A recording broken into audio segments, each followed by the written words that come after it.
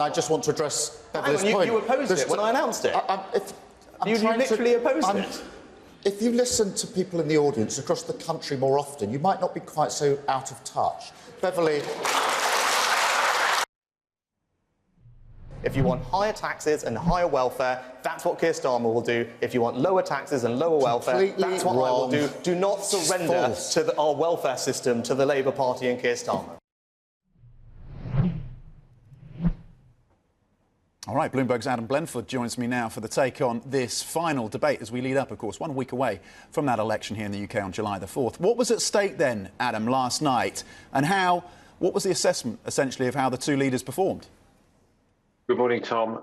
Well, probably more was a little bit at stake for Rishi Sunak in the sense that this was effectively his last chance to go head-to-head with Keir Starmer in the election campaign. This was a huge platform for the both of them, prime time on the BBC, obviously the national broadcaster. So a great deal of exposure and pitting their styles and their policies head to head. For Starmer, you could say that the stakes were even higher. Obviously, he's on the cusp of Downing Street. He's a week away from what polls predict would be an overwhelming election win, but he had to stay solid, and he largely did stay solid. In the previous debate between these two men a few weeks ago, Starmer was on the defensive over Sunak's claims that Labour would push up Britain's taxes by an average of more than £2,000 per working family.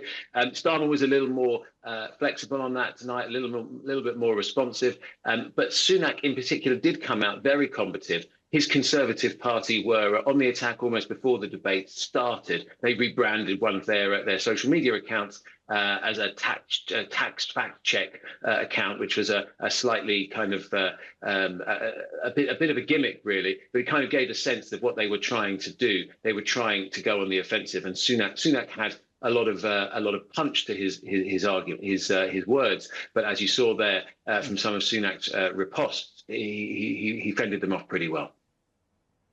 OK, so this time next week, the British people go to the polls. How does this set up the remainder of the campaign then, Adam?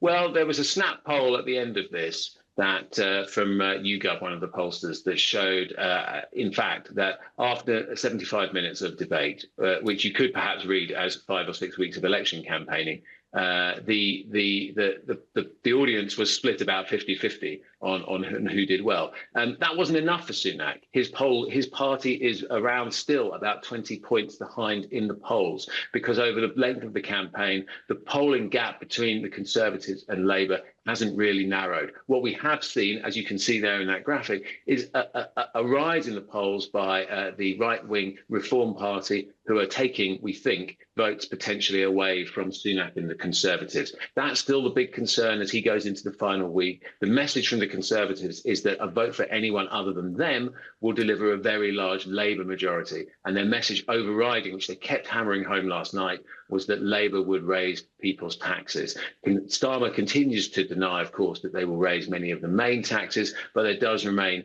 obviously some wiggle room around the minutiae of policies which we might see from a Labour government after the election.